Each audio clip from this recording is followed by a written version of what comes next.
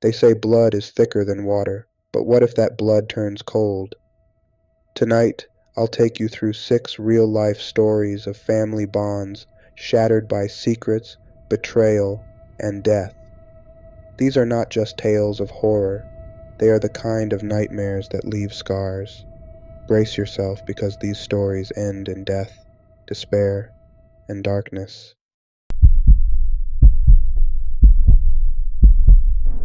I always thought my family was ordinary. Sure, we had our ups and downs like anyone else, but nothing that seemed out of the ordinary. That illusion shattered the day I started clearing out my late father's house. It began as a typical chore. My wife and I brought the kids along, and we all dug into dusty old boxes, laughing over my childhood photos and odd knickknacks Dad had kept for years. The attic, however, was different. The air was thick with dust and the faint scent of mildew. Sunlight filtered through a small, cracked window, casting long, eerie shadows. While my wife and kids sorted through the first floor, I climbed the rickety ladder to the attic. I started with a box labeled Memories, expecting old photo albums and yearbooks.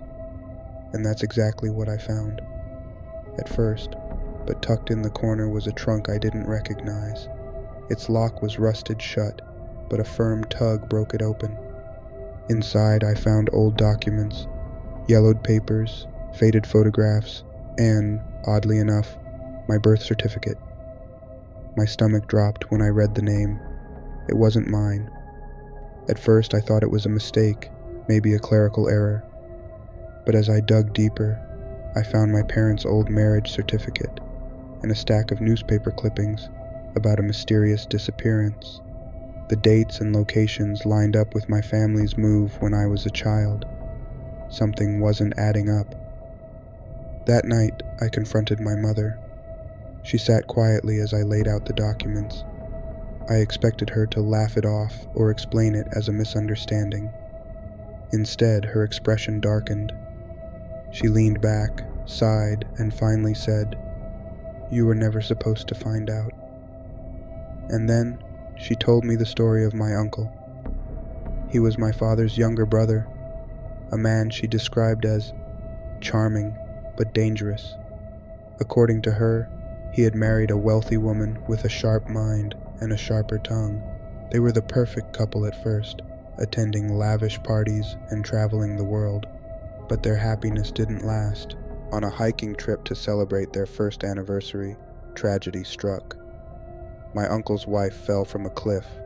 She survived, but her injuries left her paralyzed from the neck down.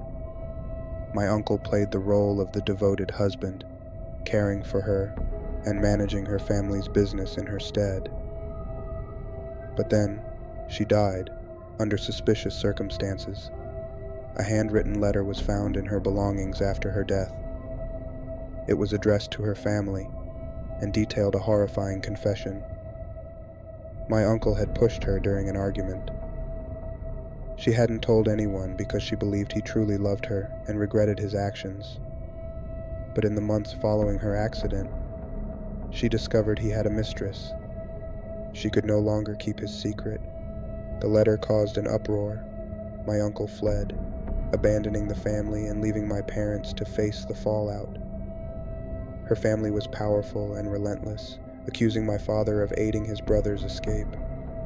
To protect themselves, my parents changed our last name, sold our home, and moved us across the country.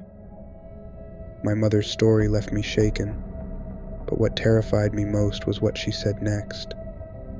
"They never found his body," she whispered, her voice trembling. "He disappeared for years, and when they finally found him, it wasn't him.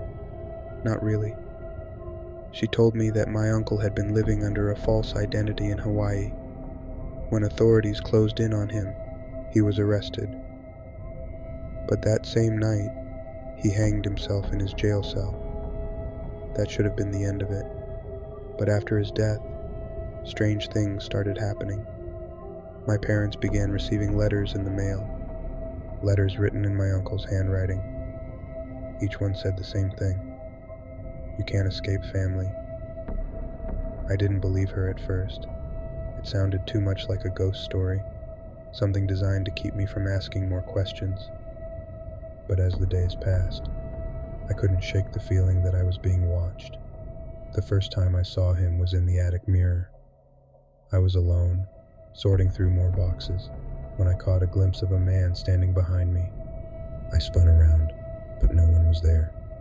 The air was icy, and the hairs on the back of my neck stood on end. That night I had a dream, or at least I think it was a dream. I was standing on the edge of a cliff, the wind howling around me. A man stood beside me, his face obscured by shadow. He leaned close and whispered, "You should have left it alone." I woke up drenched in sweat, my heart pounding. But the worst part? When I looked at my bedside table, I saw a photograph that hadn't been there before. A photo of my uncle and his wife standing on that same cliff. The nightmares continued, each more vivid than the last. I stopped sleeping, stopped eating, consumed by the growing sense of dread. One night, as I lay awake, I heard footsteps in the hallway. My wife and kids were fast asleep, and when I checked, the house was empty. But in the attic, the trunk was open, and inside, a new letter waited for me. It read, "Family ties are forever." I tried to burn the trunk the next day, but no matter how high the flames, the documents inside wouldn't burn. That night, I heard whispers coming from the attic. Against my better judgment, I went upstairs. The mirror was shattered, but in its shards I saw him, my uncle, grinning. His hand reached out of the glass, and before I could scream, he pulled me in. I woke up the next morning, lying in the attic, clutching the photograph. My wife found me hours later, trembling and unable to speak. She moved the family out that same day, but it didn't matter. I still see him in every mirror, and every time I do, I hear his voice, whispering, "You'll never escape." My grandmother was a shadow in my family's history, someone rarely spoken of. Growing up, I never questioned why we stopped visiting her, but as an adult, I grew curious. Then, one day, my mother called with shocking news. Grandma was dying. When I asked where she was, my mother hesitated before saying, "She's in prison." My grandmother had been arrested years ago for attempting to hire a hitman to kill her neighbors, a young couple with 2 children. The reason? A dispute over a fence. She had contacted a supposed professional online, but the hitman was an undercover cop. Visiting her in prison was unsettling. She sat on the other side of the glass, frail but with eyes that pierced through me. "They deserved it," she said, her voice dripping with venom. She told me about the children, how she would have made it quick for them. I left that day feeling sick, vowing never to see her again. After her death, the couple moved away, but the house didn't stay empty. Strange things began happening.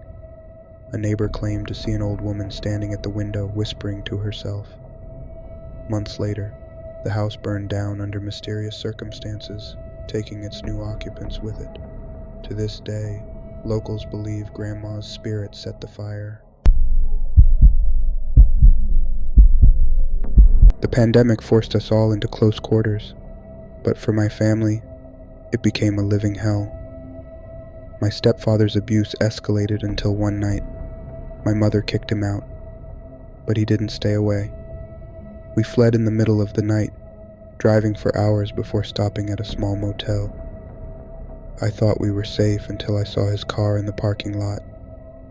That night, he broke down our door. He grabbed my mother, slamming her against the wall as my brother and I screamed. In desperation, I grabbed my grandfather's revolver. I pulled the trigger, the sound deafening. My stepfather collapsed, blood pooling beneath him. But as he died, he smiled, a chilling, satisfied grin.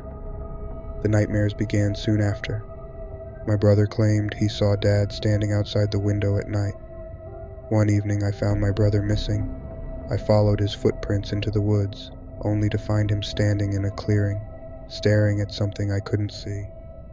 "He's here," he whispered before collapsing. He never woke up.